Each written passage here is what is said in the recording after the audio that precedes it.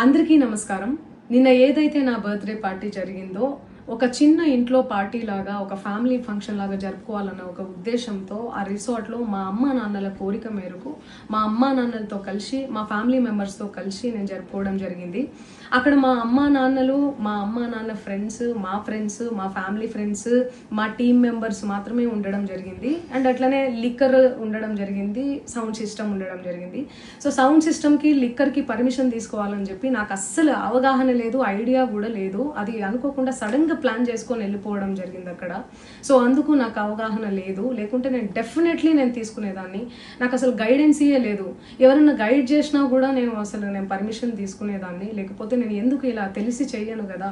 So ఇదంతా ఇలా తెలిసి అయితే నేను తప్పు చేయలేదు, తెలియకుండా ఇది జరిగిపోయింది.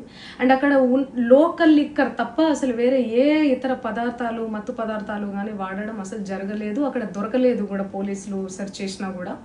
అండ్ అక్కడ ఎవరికైతే పాజిటివ్ వచ్చింది అని చెప్పి పోలీసులు చెప్తున్నారో ఆయన ఎక్కడో ఒక చోట తీసుకున్నాడు, ఎప్పుడో తీసుకున్నాడు అని చెప్పి తేలిందని చెప్పి పోలీసులే చెప్పారు. అండ్ అది ఇన్వెస్టిగేషన్ కూడా జరుగుతుంది. మేము కూడా పోలీసులకు కోఆపరేట్ చేస్తున్నాము. అండ్ నేను ఎందుకు ఇలా చేస్తాను, అసలు నాకు తెలిసి ఎందుకు చేస్తాను, మా అమ్మా నాన్నలతో దట్టు మా అమ్మా నాన్నలు పెట్టుకొని ఇలాంటివి నేను ఎంకరేజ్ చేస్తానా, ఇలాంటివి చెప్పండి. అండ్ ఒక రోల్ మోడల్గా ఒక ఇన్స్పిరేషనల్గా ఉండాలని అనుకుంటాను, కానీ నేను ఇలా ఎందుకు నేను చేస్తాను. సో ప్లీజ్ దయచేసి మీడియా మిత్రులకు నా విన్నపం ఏంటంటే, ఆధారాలు లేని అభియోగాలు నా మీద అస్సలు మోపద్దు ప్లీజ్.